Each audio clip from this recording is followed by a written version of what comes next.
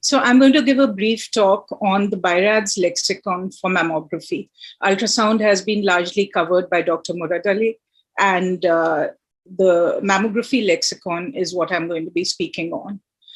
Now, in the late 80s and early 90s, a need was felt that, breast imaging reports were very ambiguous and nothing was clearly shared between the radiologist and the referring physician. So in response to that, the breast imaging reporting and data system was developed by the American College of Radiology. The first edition of the Mammography Atlas was published in 1992. And what this consisted of was mainly a standardized lexicon and a standardized reporting format. So a standardized lexicon, meaning there were standardized describing words for the findings that we had on mammography. And all these describing words or descriptors had associated positive predictive values for malignancy. So to get these positive predictive values, they studied hundreds and thousands of cases and figured out how many of those findings were actually malignant out of the ones assessed. And there was a well-defined reporting format also laid out. So reports were not all over the place. And anybody who used this system, and I hope that all new entrants to the field of breast imaging are using the system instead of reporting randomly, because this helps in clear communication between the radiologist, the referring physician, as well as the pathologist who knows what the chance of malignancy is in the finding that you are defining. Now, the worst feature on your Birads descriptors defines your assessment category. That is something definite to remember. This is the Birads quick reference card, which is available for free download on the web. And a printout of this is good to keep on your table because it defines all the findings, all their descriptors, breast composition, and the assessment categories. I always have a printout on mine. The current edition is the 5th edition, which was published in 2013. It's the 5th for mammography, but the 2nd for ultrasound and MRI, because ultrasound and MRI were only added with the 4th edition in 2003. Now, coming to the report organization, the first thing is the indication for examination. So you have to say why you're doing the mammogram, whether it's a screening, which is a totally asymptomatic woman, in which case you're allowed to call her back for additional views or an ultrasound later if there's a finding, or it can be a diagnostic where you're assessing a clinical finding, or you're following up a breast cancer on neoadjuvant therapy, or you're following up a Birads 3 finding or evaluating an implant. I mean, there can be multiple diagnostic indications. The important thing to remember is that in a diagnostic mammogram, you must finish everything at the single instance when the patient comes to you. You have to do any additional views or any ultrasound, anything that is needed, and give a final assessment category.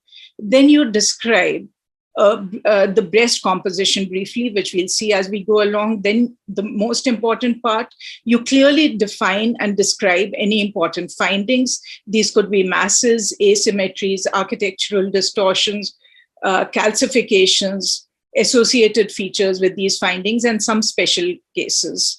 And then if needed, you compare to prior mammograms. After doing all this, you give the final assessment category, and then you give your management recommendation, whether that patient has to go for biopsy or follow-up or nothing, just routine follow-up. Now, the Birads categories have already been covered by Soma earlier, so I'm not going to do these in detail. We'll discuss them at the end, but it's very important to assess correctly and put them into the absolute correct assessment category, because your RAD path concordance, I mean, if the patient goes to biopsy and you get a benign biopsy back for a 4C, are you going to accept it as concordant or not is the question. So the breast composition. Now, this is the amount of fibroglandular tissue that is present in the breasts. Fat is gray, as on all X-ray evaluations, and fibroglandular tissue is white. So if the breasts are almost entirely fatty, that's category A. And in this mammogram, hardly any lesion can be hidden.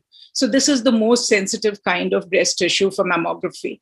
B has scattered areas of fibroglandular tissue, so there are these fine white things everywhere, but it's not even hiding the small non-calcified mass. So it's still a very sensitive mammogram. And of course, this calcification is also seen clearly. In C, the breasts are heterogeneously dense. So they're heterogeneously dense areas of breast tissue, slightly more here, more there. And if you look at the small non-calcified mass, it can actually be hiding here, it can be hiding there. So this is slightly less sensitive, and this may obscure small masses, the heterogeneously dense tissue. And D, the breasts are extremely dense, which definitely lowers the sensitivity of mammography. Like this mammogram, there's actually a large round mass there, which is barely seen because of the very dense breast tissue. So you do have to very clearly define the breast density. Now, what happens if the breasts are of unequal density?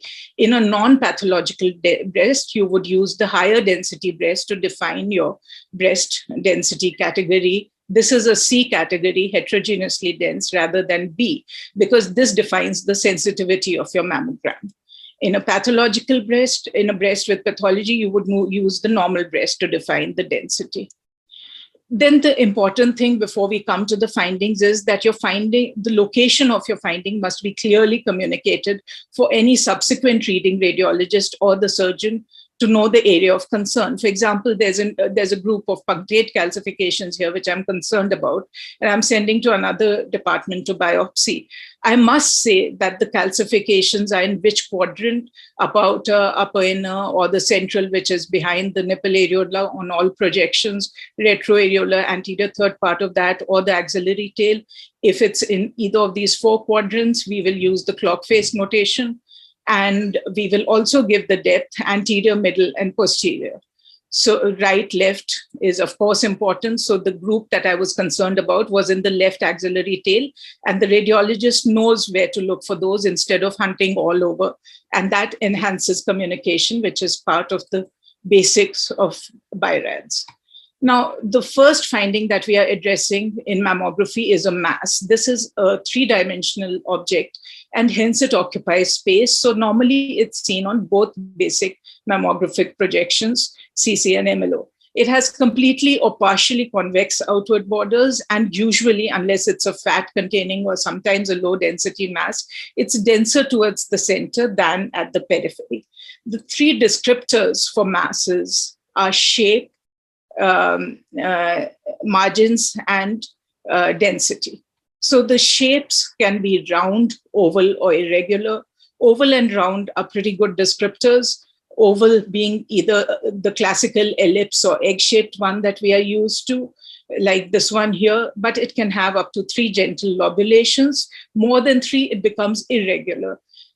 Round is, of course, a spherical ball-shaped thing. You also have to look for associated findings like the indistinct margins here make it worrisome. Irregular is anything that's not round or oval. For example, this has microlobulations, and that makes it more than 3 lobulations. So this is irregular. And this is, of course, classically irregular, like here, and this indicates non-uniformity of growth. So almost 3/4 of these masses will turn out to be malignant, but 1/4, like sclerosed fibroadenomas, etc., may be benign. You must also remember that 1/4 may be benign. Then the margins. Circumscribed is what was earlier known as well-defined. Use the term circumscribed when you're describing it, and at least 75% of the margin is clearly seen, sharply seen, and is defined differently from the surrounding parenchyma, that is circumscribed. Obscured, you can see the surrounding breast parenchyma overlapping the mass, even on tomosynthesis or on a spot compression view. This is a spot compression view, and the tissue is not moving away. So this is obscured. Then we come to the next kind, which is indistinct. In indistinct, as opposed to obscured, the mass margins are fuzzy. So the tissue from the mass is growing out into the surrounding parenchyma. Microlobulated, you have multiple small wavy margins. Small cycle undulations is how it is described in the atlas. And you see this mass here, small wavy margins, again, irregular growth. So we are worried about it. And this was an invasive ductal carcinoma, as was this. The worst is, of course, speculated, and that has the highest positive predictive value of more than 80%. But that also means that 20% of these will be benign. So speculated means the masses growing into the surrounding parenchyma and inciting desmoplasia, like in this invasive ductal carcinoma. But it can also be fat necrosis, like here. So or a radial scar, a complex sclerosing lesion. So you do have 20% of the masses, which can be benign with speculations. The next descriptor, which is the least reliable for masses, is breast mass density in relation to an equal volume of fibroglandular tissue. So high density masses, almost half or 3/4 of them can be malignant. And in high density, the X-ray attenuation of the mass is greater than a same volume of fibroglandular tissue. Equal and low density masses. This is an equal density mass, classical fibroadenoma there. And this is a low density mass. This is a low density mass from the Birads atlas. This was a simple cyst, but this, surprisingly enough, was an invasive ductal carcinoma, one of our cases. You see the obscured margins there. So because more than 25% is obscured, so a fifth of even equal and low density masses can be malignant. The best is fat containing masses. 95% of them are benign, but 5% can be malignant because some cancers can entrap fat. The 95% that are benign are classical oil cysts, like in this lady who had a seatbelt injury. So there are multiple oil cysts there after fat necrosis, evolving fat necrosis, and there can be lipomas, galactoceles, as well as mixed density masses such as hematomas. Then calcification has extensively been covered by Dr. Chakravarti, so I'm not going into it. The three main points I'm reiterating, that morphology and distribution are both equally important. They're divided into either typically benign or of suspicious morphology. These are typically benign layering calcifications, suspicious fine pleomorphic, and in this case associated with a high density, irregular mass with speculated or indistinct margins, and also that's fungating out. So this is a Birads 5. And there's only that one Birads 3 finding, solitary punctate group on a baseline or solitary round group. The next finding that we are coming to is architectural distortion. Again, a very important finding because the positive predictive value can be up to 75% reported across various papers. So 3/4 of all architectural distortion will be associated with malignancy. Architectural distortion is essentially a pulling in or a distortion of the breast structure towards a central point, but with no mass visible. Freestanding architectural distortion has no mass visible. So this is architectural distortion. This was a lobular carcinoma. This is architectural distortion with a central nidus. So this is a radial sclerosing lesion, a complex sclerosing lesion. This is again a lobular carcinoma. But this is post-surgical fat necrosis, even though it's speculated and architectural distortion. So history is very important. Your clinical history is very important, and that's why you have to mention it at the beginning of your report. Then we come to the next finding, which is asymmetries. There are several types of asymmetries, just an asymmetry, a focal asymmetry, global, and a developing asymmetry. Now, just an asymmetry is a discrete but asymmetric area of fibroglandular tissue that is visible only on one projection. So it's there, but not there. And the prior mammograms are useful to determine stability. And tomosynthesis helps because it opens some of them out. Otherwise, you can do spot compression views. If needed, do an ultrasound. But these are usually benign findings. Global asymmetry is when a large portion of the breast that is defined as at least a quadrant has more fibroglandular tissue than the opposite breast. In this case, it's almost the entire breast. And this is usually a normal variant. So nothing to worry about there if everything else is clear. A focal asymmetry, as opposed to an asymmetry, is seen on both views. Do not use the word density for asymmetry, please. It's a focal asymmetry seen on both views. It holds the same shape on both views. So it's a real finding. It's not just normally something imagined. and there's no similar tissue in the corresponding opposite breast. So there's this here and this here, but nothing here and nothing here. And it has concave borders as opposed to a mass which has convex borders, and it's usually interspersed with fat. Since there's an up to 1% association with malignancy, even if you don't get a sonographic correlate for this, as long as you can't flatten it out or clear it out on tomosynthesis, if it holds up on all your views and you don't get a sonographic correlate, this goes into a Birads 3 assessment and you follow at 6, 12, and 24 months. Focal asymmetries can sometimes this lady has focal asymmetries on both sides actually, because they're slightly differently placed. So on the right, on tomosynthesis, this turns out to be just an intramammary node. But on the left, we go to a spot compression to push this out. And this has spiculated margins, and it's seen on tomosynthesis also. So this little faintly seen focal asymmetry is actually a tiny invasive ductal carcinoma. And the tiny ones are the ones that we are really there to catch. So follow every finding until you find the pot of gold at the end of the rainbow. Developing asymmetry, I don't have a good case, but this is a lovely case from Price et al. In Radiology in 2015. So developing asymmetry is when across multiple mammograms, you see more tissue appearing. Now, the breast is a very dynamic organ, and about 85% of all developing asymmetries can be due to stuff like fibrocystic changes. But 15%, as in this case, can be due to a carcinoma. This is a lady who already had surgery for breast cancer, and she developed these asymmetries, and they turned out to be new breast cancer. Then we have associated features. You can have architectural distortion and calcification associated with the mass instead of standalone. You can have axillary nodes associated with the mass. You can have skin thickening and trabecular coarsening, which is coarsening of the fibrous septae, associated with the mass. Sometimes this kind of finding is just due to stuff like congestive heart failure, but you have to be on the lookout for inflammatory breast cancer if you have a patient presenting with this. And then there can be skin retraction, which is the skin pulling in, the nipple areola pulling in. These are the main associated features with other mammographic findings. Then there are some special cases. One is, of course, intramammary lymph node.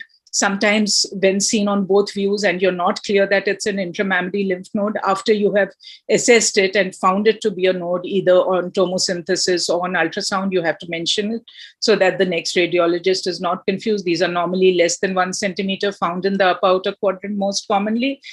But even if larger than 1 centimeter and nicely fatty replaced at the hilum, don't worry about it. If you're mentioning it in your report, instead of a Birads 1, it becomes a Birads 2, but it's still a negative mammogram. Skin lesions, which are seen on both projections like here, can sometimes be mistaken for masses. The best way to do it is to use skin markers, which are not available to us normally in India. So it's good to mention on your report that there's a skin mole visualized on both projections at this location. So the air lucency around it is a defining thing. There's a skin lesion there in the axilla. Then solitary dilated duct is one special case where it does have a 10% PPV for malignancy. So this is a Birads 4A finding. Like this lady has a small solitary dilated duct there, more than 3 mm diameter. She had a simple papilloma, but we must biopsy it. This lady has a much bigger dilated duct. You can see that in the right 4 o'clock axis. And that was full of tissue with lots of vascularity. And at biopsy, this was a carcinoma. So some of these will be malignant, 90% will be benign. So now coming back to the Birads categories, 0 is an incomplete imaging evaluation given only at screening. You need additional imaging evaluation like additional views and ultrasound, etc. And you can recall the patient for that. Do not give a 0 on a diagnostic mammogram, even if you are recommending an MRI. You have to do a mammogram and an ultrasound and give a final assessment category. So the likelihood of malignancy with that is unknown. 1 and 2, as said earlier, are negative mammograms. In 2, you are just defining a benign finding, like say an intramammary node or vascular calcification or a calcified fibroadenoma if needed. You don't have to define benign findings if not important. 3 is probably benign, 0 to 2% likelihood. 4 is a wide range, 2 to 95, so divided 2 to 10, 10 to 95. And 5 is highly suggestive of malignancy. That's more than 95%. And 6 is a known biopsy proven malignancy, so already proven. Rad path concordance is something that's important here. And because when you are saying that it's 4B, benign biopsy report may be acceptable, but in 4C, it may not be, and you might go for repeat biopsy. So for concordance, it's important to subdivide 4. You cannot just say it's 4, it will go to biopsy anyway, it doesn't matter. Then there's also delinking of management recommendations, because sometimes you have a negative mammogram with a clinically palpable finding. You may still recommend biopsy with a disclaimer saying that the clinically palpable mass at such and such location can be biopsied since it's clinically concerning. Now, these are the 3 Birads, 3 findings defined in the atlas. 1 is a focal asymmetry, as we discussed earlier, with no sonographic correlate. 1 is a solid non-calcified circumscribed mass like this one here, oval circumscribed, and you can see on ultrasound it's solid. And 1, as Suma said, is a solitary group of punctate or round calcifications.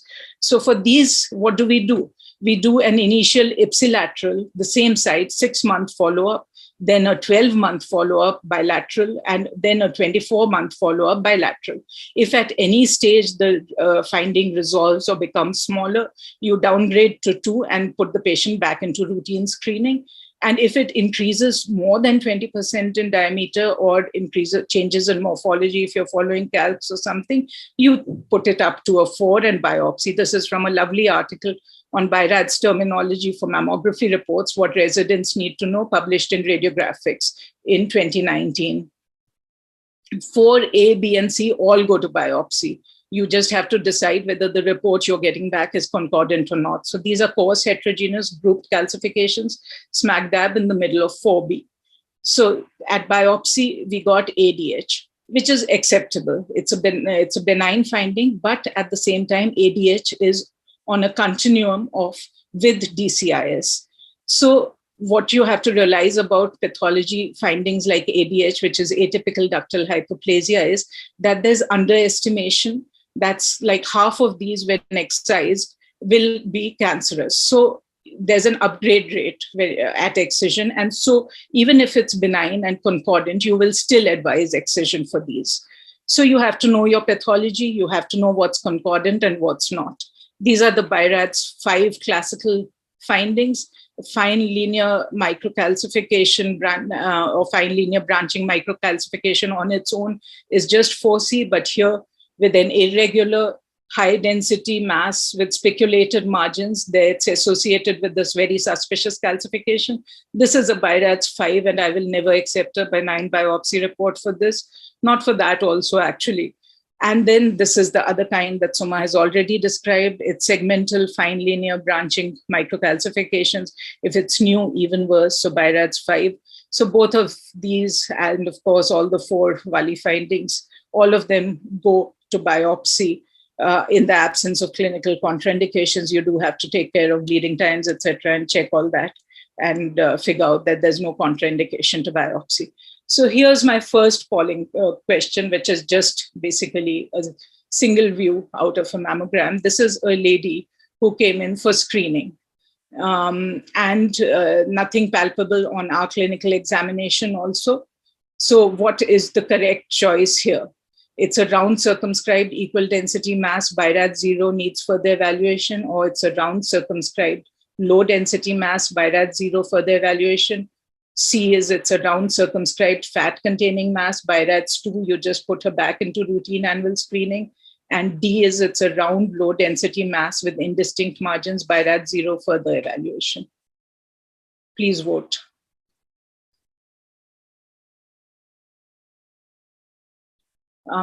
I can't see the, yeah, okay.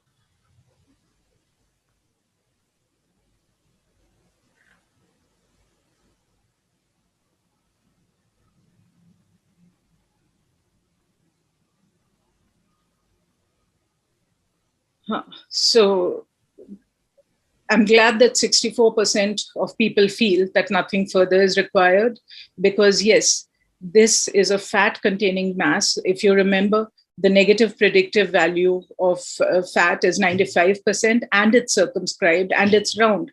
So it's got brilliant descriptors. So we will, this is most likely a hematoma. It's a mixed density circumscribed mass. The circumscribed part is very important. So we don't really need to do anything about this. It's non-palpable. It's not anything that's clinically suspicious also. So we don't have to really do anything about it. She can just go back into routine screening.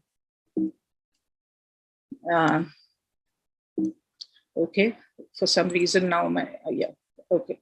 But you must remember that this is just a companion case with no questions, that 5% of fat containing masses can be malignant. So this is a lady, 42 years old, who presented with a palpable enlarging left breast mass. Now on tomosynthesis, we found that the mass is irregular in shape. It has indistinct margins, but it has fat in the middle. Now, would you be worried about this or not? We were worried because of the margins as well as the shape. And hence, despite the fact, we did an ultrasound and we find that this is classically what Dr. Murad Ali described as a malignant mass on ultrasound. And sure enough, this went to biopsy, and this was an infiltrating duct carcinoma. So while remembering that there's a certain PPV, you must also remember the other side, that there's the rest of it is an NPV, or in this case, 5% can be fat entrapping cancers. Then this is the last case. This is a 34-year-old female who presented with a lump in the right axillary tail of 1 month's duration. So there's in the right up outer quadrant, actually, I'm sorry, I've written axillary tail. It's a little short of that, right up outer quadrant. And there's the mass. There's a magnification there and tomosynthesis slices. Now, here's another question for you guys. How would you define the shape of this mass? Is it round? Is it oval? Or is it irregular? A, B, or C, 3 choices.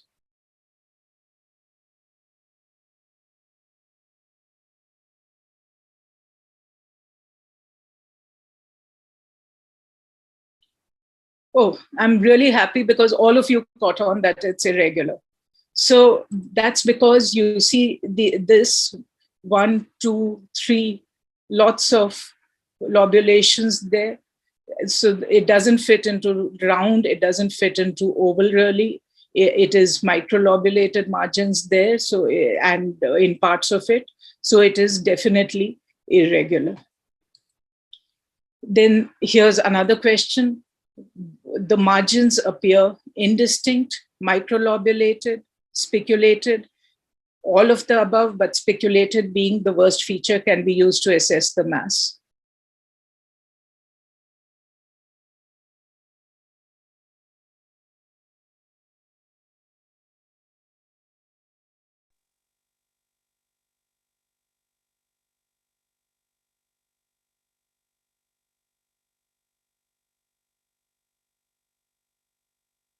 Okay, so while 61% feel that it has all of the above features, but the worst feature, remember, is used to assess the Birads. So all the people who answered D are thoroughly correct. C, A, B, and C are also right because all 3 features actually exist in this particular mass, but the worst feature determines the Birads. So speculated margins would have an 81% chance of it being malignant. So we will use at least that apart from other features.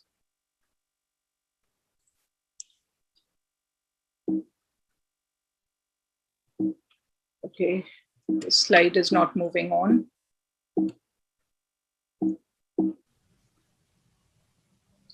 Right. So on ultrasound, this mass was found to be heterogeneous and hypoechoic. There was internal vascularity. There were microlobulated as well as angular margins.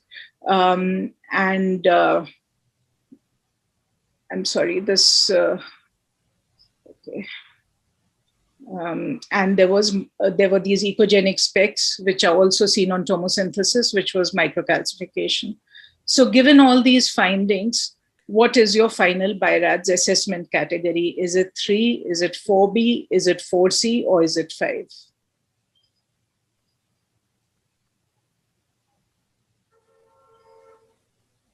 Okay, so we have a tie between 4C and 5. Very few people think that's 3, about which I'm very glad, because even though this is a young 34-year-old female, the mass doesn't look at all good. And in our country, we have a lot of cancers between 30 and 40, and we should be very careful while reporting mammograms and ultrasounds. So it's not 3. 4B, it's really not, because we have speculations there. We have some microcalcs. The mass has angular margins as well as speculations. It has internal vascularity. Nothing points me to 4B. I'm giving it a 4C. I won't give it a 5 because the classical features are not entirely there. So 4C is a good thing for me. But even if you go with 5, it's fine. So I gave it a Birads 4C, and we did a percutaneous ultrasound guided 14 gauge core biopsy. The result that we got back was lobular mastitis. Now, this result, according to you guys, does it match the imaging findings? Is it concordant with the imaging findings? Or does it not match imaging findings? Is it discordant? Please vote.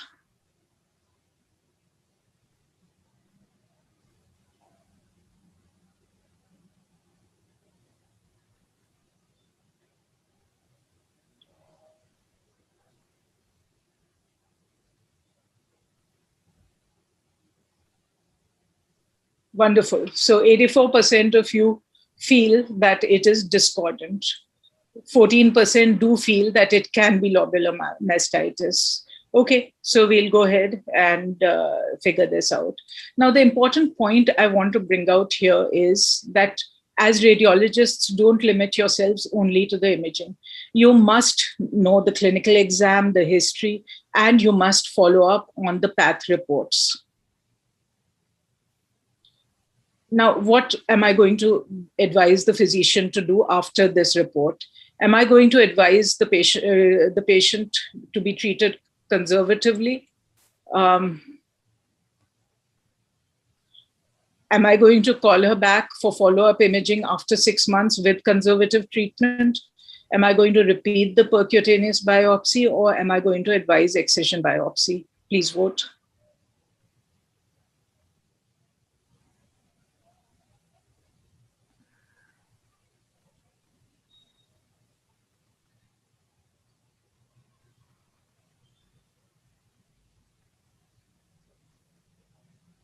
Okay, so 50%, a full 50% of people feel that it should be an excision biopsy. 26% feel repeat the percutaneous biopsy. 21% feel that we can leave her on conservative treatment and call her back after 6 months. And 3% are in favor of just putting her on conservative treatment. Now, let me remind you that this was a Birads 4C mass. So I have a high suspicion, higher than 50% chance of it being malignant. Now, percutaneous biopsy is something that can be prone to sampling errors.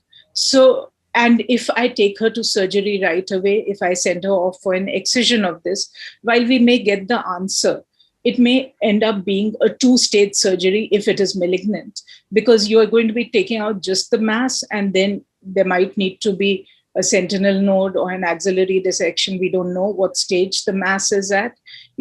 So in my opinion, with this, the best course to follow would be to repeat a percutaneous biopsy, which is what we did. And this was a triple negative breast cancer, which is increasingly being seen in the 30 to 40 age group in our country. So repeating a percutaneous biopsy is a very good idea, and keeping a record of that, that you have actually sampled well, is good. So do that, take multiple cores, multiple good cores, ensure that you have sinkers and not floaters. Bhavna will, of course, be describing all that much later in the course of this session. So RAD-PANTH concordance is very important. You need to know, you are a clinician as much as a radiologist. You have to know the history. You have to know the physical exam. Do it in your department, a history taking and a physical exam. Interact with the patient. Follow the PATH report. You are part of this multidisciplinary tumor management team.